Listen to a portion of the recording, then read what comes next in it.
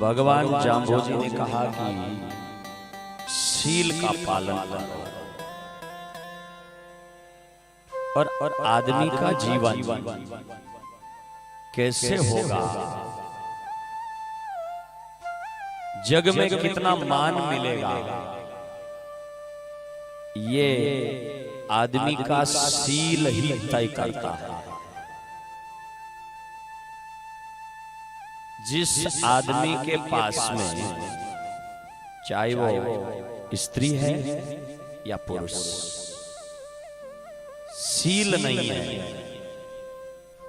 तो उस आदमी का जीवन है गुण लगे हुए मोट के जैसा।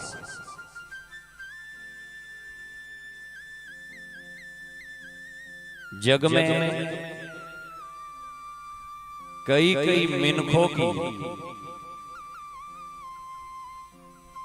धन कमाने की बुद्धि बहुत होती है, खाने पीने की बुद्धि बहुत होती है, व्यापार बिजनेस खूब करते हैं, लेकिन शील को नहीं बचा पाते हैं तो जग उनकी निंदा करता है। केवल आदमी बोलने में अच्छा बोल रहा है, रुपए अच्छे कमा रहा है, इसको लेकर के जग मान नहीं देता है। लेकिन कभी कभी किसी आदमी को देखना, बढ़िया ढंग से पहनने के लिए कपड़े भी नहीं होते, रहने के लिए अच्छा ढंग में सत्य नहीं होता है, झोंपड़ी में गुजारा करता है, गरीबी में जीवन जीता है, लेकिन शील पर पक्का रहता है तो जिस भी सभा में जाते हैं लोग उसको मान देते हैं और कहते हैं कि फलाने मिनक की बात मानो, क्योंकि वो मिनक आचो है और पाको है, वास्ते मिनक की बात मानो। सच्चे मिनक की बात को माना जाता है। दुनिया सच्चे मिनक की बात को सुनती है, और दुनिया में अगर किसी आदमी को मान सम्मान लेने की इच्छा हो तो बहनों याद रखना, गहना भला ही कुछ कम पहन लेना, लेकिन अपना शील मजबूत रखना, शील को मत चूकने देना। और जब शील मजबूत रहेगा तो पीढ़ियां बीतेगी, लेकिन जमाने तुम्हारा गीत गाएंगे, जमाने के लोग तुम्हारा गीत गाएंगे। याद करूं मैं, अगर शील का पालन करने वाली एक स्त्री सावित्री को, और जब नाम शील का आता है तो सावित्री का नाम लिए बिना नहीं रहते, अनसुईया का नाम लिए बिना नहीं रहते, अरुंधति का नाम लिए बिना नहीं रहते, सुलोचना का नाम लिए बिना नहीं रहते, राम की पत्नी मैया सीता का नाम लिए बिना नहीं रहते हैं जब नाम शील का आता है। राम की पत्नी सीता का जब हरण करके और रावण ले गया और छोटा मोटा प्रलोभन नहीं दिया, रावण ने कहा कि सीता, मैं तुम्हारे लिए जो मेरी पट रानी है मंदोदरी और दूसरी जितनी भी रानी है उन सबको तुम्हारी सेवा करने के लिए रख दूं। ये पूरी लंका की पटरानी तुझे बनाऊं। एक बार नजर उठा करके देखो, सीता ने पास में एक घास का तिनका पड़ा था, वो उठा करके सामने कर दिया और कहा, मेरी दृष्टि में ऐसा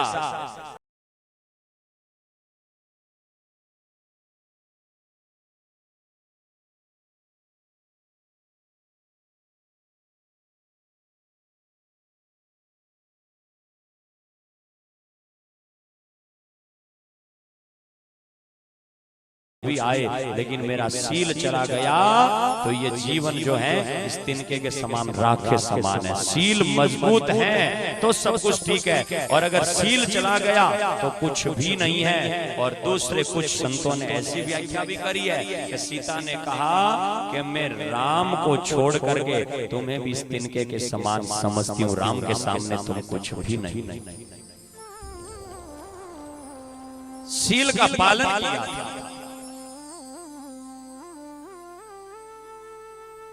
और तभी तो जमाने बीते और आज तक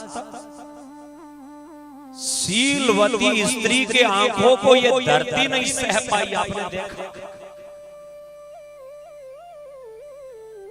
स्त्री तो आज भी कई रोती होगी, लेकिन कौन सुन रहा है। जब सीता को राम ने त्याग दिया, धोबी घाट पर धोबी की कुछ बातें सुन करके और सीता का त्याग कर दिया कि नहीं तुम अग्नि परीक्षा करो, अग्नि में से निकलो।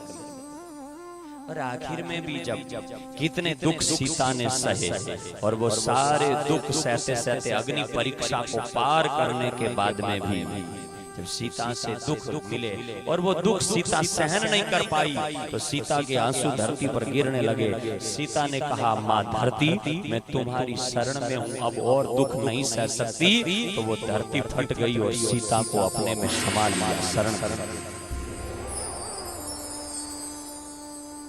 ये सील की ताकत है। सुलोचना मेघनाथ की जब युद्ध में जा रहा था, वो बड़ा मायावी था, बड़ा राक्षस था। एक भुजा युद्ध में कटी तो भुजा और शीश जहां सुलोचना बैठी थी वहां आकर के पड़ा। सुलोचना का पति चला गया है। सुलोचना ने कहा, हाथ जरूर कटा हुआ पड़ा है, लेकिन ये मेरे पति का है, इसकी क्या गारंटी है। और अगर मैंने इस हाथ को स्पर्श कर दिया और ये हाथ मेरे पति का नहीं हुआ तो मेरा चरित्र नष्ट हो जाएगा। हाथ धड़ से कोसों दूर पड़ा है, लेकिन उस हाथ का भी पराया पुरुष समझ करके स्पर्श नहीं करूंगी। स्पर्श करूंगी तो मेरा चरित्र हनन हो जाएगा, मेरा सील चला जाएगा। इसलिए अगर हाथ जोड़ करके सुलोचना ने प्रार्थना करी कि मैंने जिंदगी में सील धर्म का पालन किया है और सपने में भी पराये पुरुष को नहीं देखा है, तो यही हाथ अपने हाथ से युद्ध भूमि के हालात लिखे तो कहते हैं कि वो हाथ कोसों दूर पड़ा, हाथ भी हाथ में कलम लेकर के लिखने पड़ा। ये सुलोचना के सील की ताकत।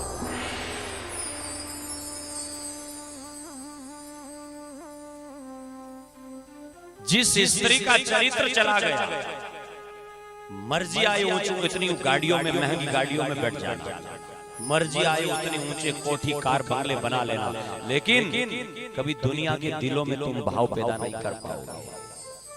तुम्हारी संतान को कोई मान नहीं दे पाएगा और तुम्हारा जीवन कभी भी शांति को प्राप्त नहीं कर पाएगा, सुख नहीं मिल पाएगा। भटकोगे जरूर, लेकिन सुख नहीं मिल सकता। इस सील की साधारण ताकत। आज गली गली चौराहे चौराहे पर जिस तरह रावणों की संख्या बढ़ रही है, लोग दोष भी दे रहे हैं, समाज बदनाम भी, देश में लोग बदनाम भी हो रहे हैं। कह रहे हैं कि चरित्र की शिक्षा नहीं दी गई है। चरित्र की शिक्षा सब जगह पर दी जाती है, स्कूलों में दी जाती है, कथाओं में दी जाती है, मंदिरों में दी जाती है, घर में दी जाती है, लेकिन समस्या ये रह गई कि उन चरित्र की शिक्षा को अपनाने के लिए तैयार लोग नहीं हैं। और तब गली गली चौराहों पर रावण की जो संख्या बढ़ रही है, हर एक स्त्री के चरित्र को हरण करने के लिए तैयार खड़े, और जग की स्त्रियां भी डर रही। लेकिन अगर चौराहे पर कितने भी रावण बढ़ जाए, लेकिन बहनों में आपसे कहना चाहूंगा, अगर आपका व्यवहार सही है, आपका चरित्र सही है, और आपके चरित्र बिल्कुल कोई दाग नहीं है, और आप चरित्र के सही होते हुए चौराहे पर से निकल रहे हो, तो किसी लड़के की, किसी रावण की औकात नहीं कि आपके सामने नजर उठा करके भी देख सके उस शीलवती स्त्री के सामने।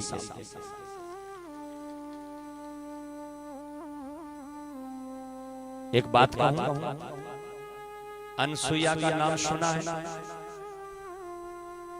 ये जिनके पास में चरित्र नहीं है ना, उनको ये खोखला लगेगा, और उनको अंदर अंदर से जो है वो नकली हंसी आई। लेकिन जब चरित्र की बात आए, शील की बात आए, तो हम एक अनसुईया के अध्याय को पढ़ते हैं।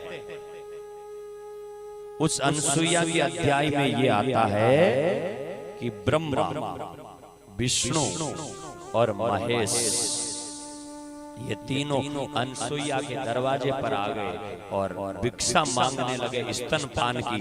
तब अनसुईया ने कहा, ये कैसे संभव हो सकता है, और अगर भिक्षा नहीं दी तो मेरा अतिथि सत्कार करने का धर्म है वो नष्ट हो जाएगा।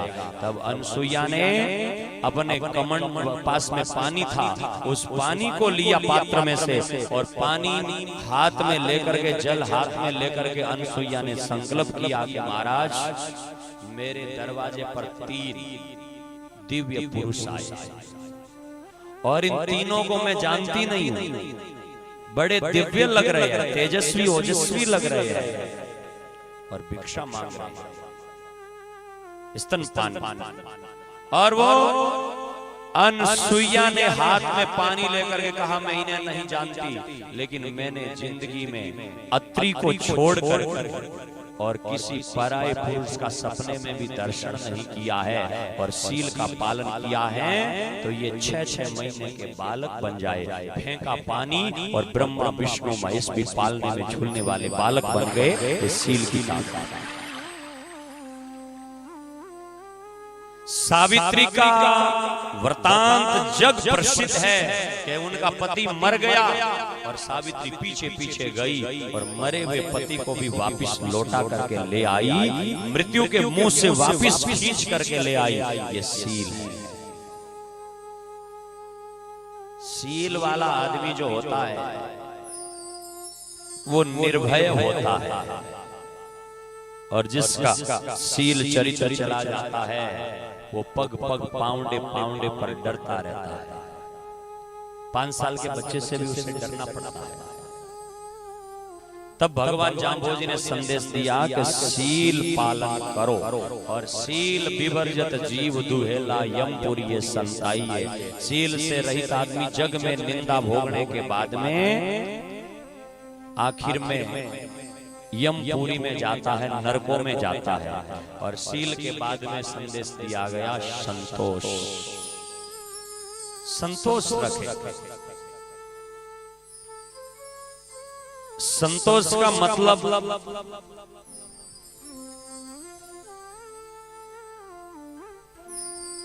काम पूरा करो, कर्मण्यवाधिकारस्ते मा फलेषु कदाचन। गीता का ये श्लोक कहता है, कर्म मन लगा करके करो, खूब करो, लेकिन कर्म पूरा करने के बाद में जो भी आपको फल मिल जाए उसमें संतोष कर लो। भगवान ने अच्छा दिया, जितनी मेहनत करी उतना दे दिया। संतोषा परम सुखम। संतोष है तो 1000 वाला भी सुखी हो सकता है, और संतोष नहीं है तो करोड़ वाला भी दुखी हो सकता है। 10 वाला 100 के सामने देखेगा, 100 वाला करोड़, 100 वाला 100 और हो जाए तो ठीक है। और संतोषी आदमी का सुख जो होता है ना, उसको दुनिया नहीं देख पाती है। 10 वाला 100 के सामने देखेगा, 100 वाला 100 और हो जाए तो ठीक है। और संतोषी आदमी का सुख जो होता है ना, उसको दुनिया नहीं देख पाती है। एक राजा थे और उस राजा के पास में एक व्यक्ति की, गरीब आदमी की झोंपड़ी थी। सुबह को कमाता, दिन भर मेहनत करता और रोटी जीम करके आराम से सो जाता और बच्चे हंसते खेलते। बस जितनी दिन भर में इनकम होती, जीवन का क्या भरोसा, इकट्ठा करके क्या करूंगा, लगा देता और बड़ा आनंद से। राजा महल की खिड़की खोल करके देखता तो उसकी चेहरे की हंसी उसी सहन नहीं होती। राजा होचतो के मारे कने इतो धन, इतनी कोठी कार, बंगला, स्त्रियां और वैभव सब कुछ है, लेकिन फिर भी मारे मंदिर में आप खुशी नहीं है। और वो इतनो खुश की कर मेरा वहां खुशी सहन नहीं है। मंत्री को बुलाया कि इसका पता करो। मंत्री ने कहा महाराज, मंत्री बड़ा समझदार था, उसने कहा महाराज उसकी खुशी को रहने दीजिए। बोले नहीं, ये खुशी मेरे से सहन नहीं होती है। तो बोले क्या करोगे? ऐसा कोई उपाय करो। उन्होंने कहा उपाय तो हम कर देते हैं, कल ही कर देते हैं, लेकिन बेचारे गरीब को दुखी से बोले नहीं, इसको करो। अब मंत्री ने क्या किया, 1 रुपया वो रोज कमाता था। मंत्री ने 99 रुपए की थैली भरी और धीरे से उसके घर में रात रात फेंक दी। दूसरे दिन जब घर आया तो बिना सब्जी, बिना फ्रूट लिए, बिना चीज लिए आ गया। बच्चे सामने दौड़ करके आए, पिताजी आए, पिताजी आए। पिताजी के हाथ में कुछ भी नहीं था। पत्नी चिल्लाई, कुछ खाने के लिए नहीं ले। दोनों में लड़ाई हो गई। क्यों? क्योंकि अभी लोभ में पड़ गया था। 99 को 100 करना है, इस लोभ में पड़ गया, इसलिए मन की खुशी चली जाए। और सब लोग इसी फेर में लोभ में पड़ गए, इसलिए जीने का ढंग भूल गए। संतोष नहीं है। एक फकीर था और फकीर झाड़ियों के पास में नदी के किनारे पर कपड़े भी नहीं पहना था, बिल्कुल नंगधड़क सूता था।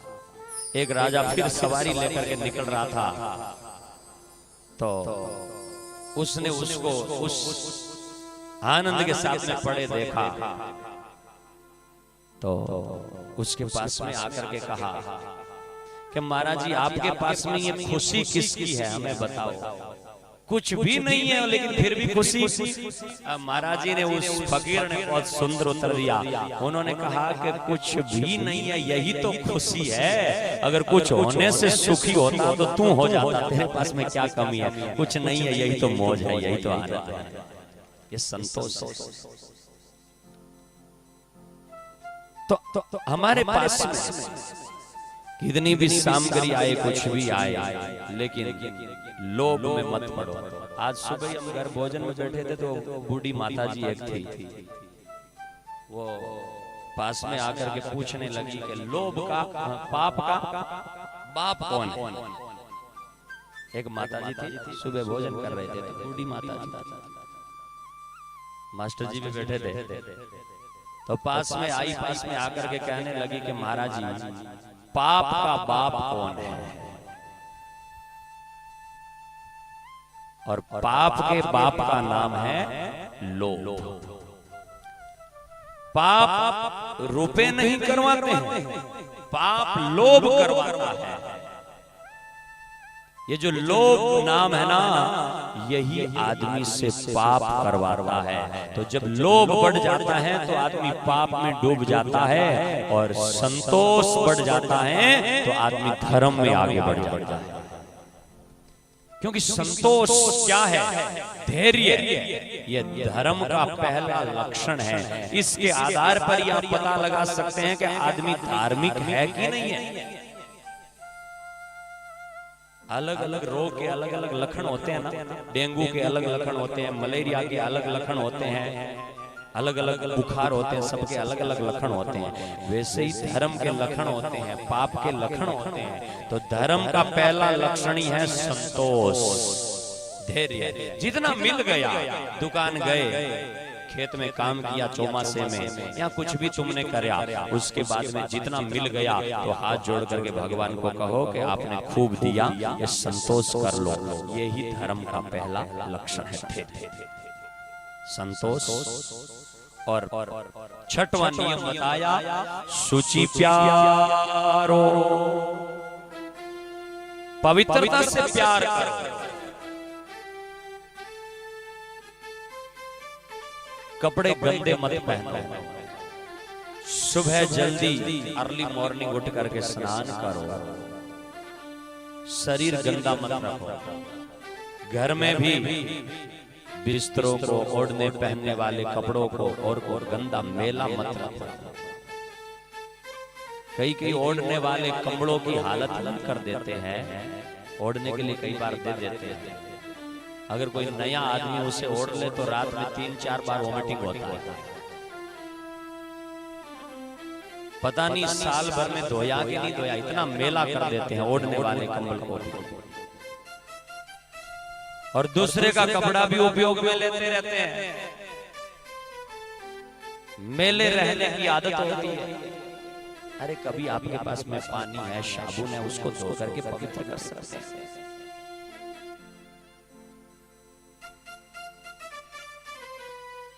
पूजा घर को जाकर के देखें तो अच्छा है, सबका पूजा घर अच्छा है, मैं किसी को गलत तो नहीं कह रहा हूं। लेकिन किसी पूजा घर में कभी कभी देखने को मिलेगा कि जाड़े जम गए, तस्वीर पर मिट्टी जम गई।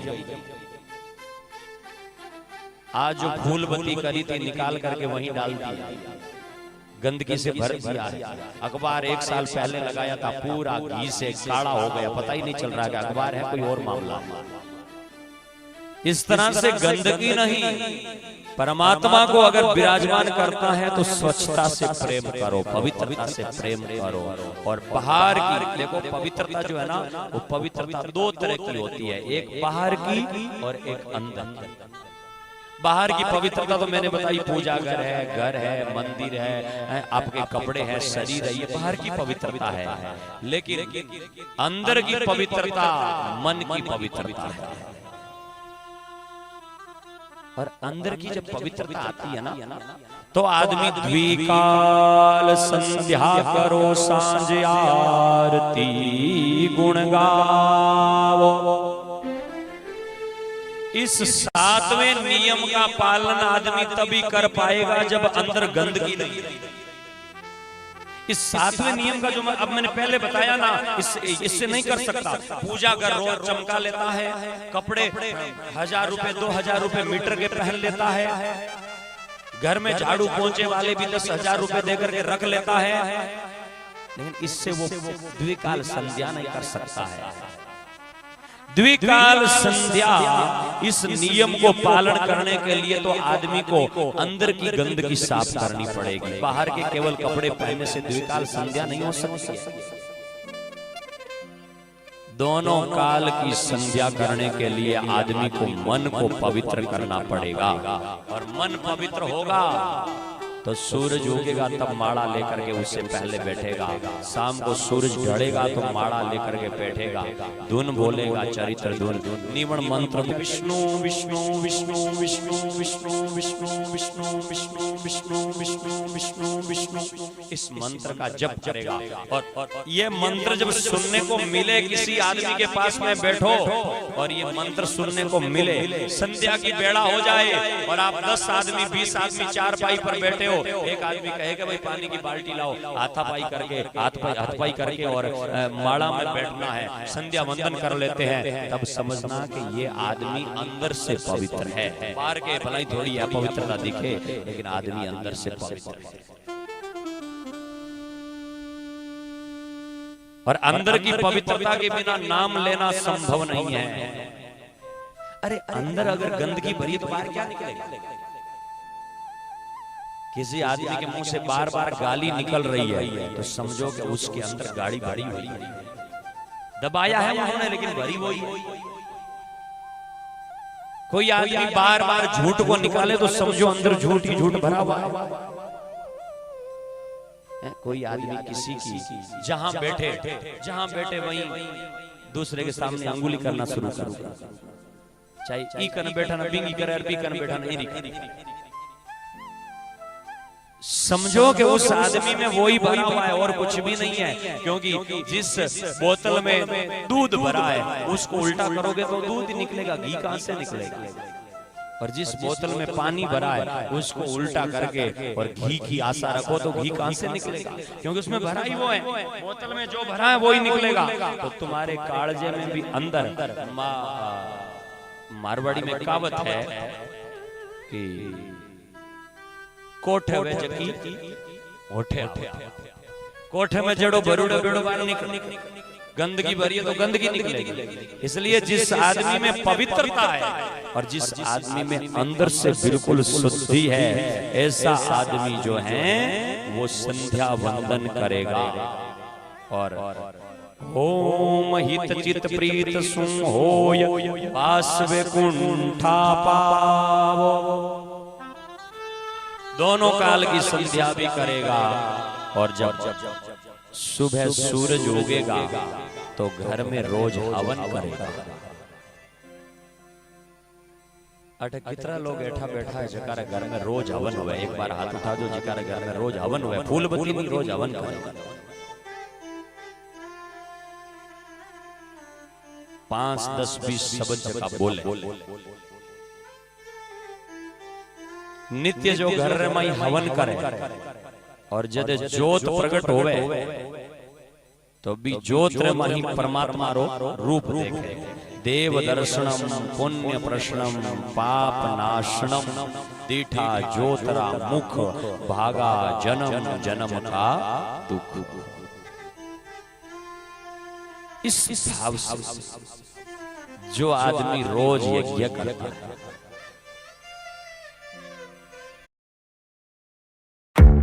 और जो आदमी हवन में ही मेरा जाम्बोजी है, मेरा परमात्मा है, ये विचार रखता है, उस आदमी का दिन बड़ा शुभ गुजरता है।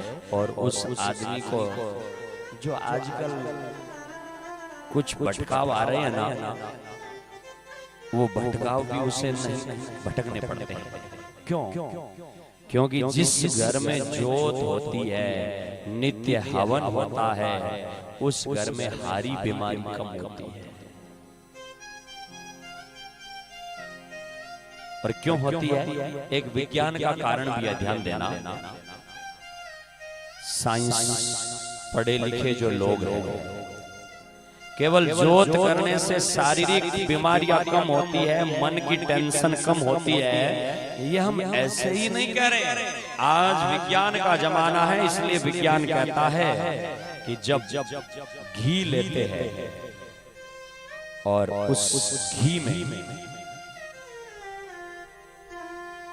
अग्नि में घी की आहुति देते हैं तो उस अग्नि के द्वारा जो धुआं निकलता है और अग्नि प्रकट होती है ना, वो वातावरण में टनों ऑक्सीजन पैदा करती है। ऑक्सीजन से आदमी के फेफड़े मजबूत होते हैं। और जब हवन पूरा हो जाए तो हवन पूरा होने के बाद में धूप खेया जाता है, गूगल भी खेया जाता है। आपके घर में भी गूगल हो ना, तो एक बात कहूं, गूगल कभी जलती हुई अग्नि में मत सुहागा।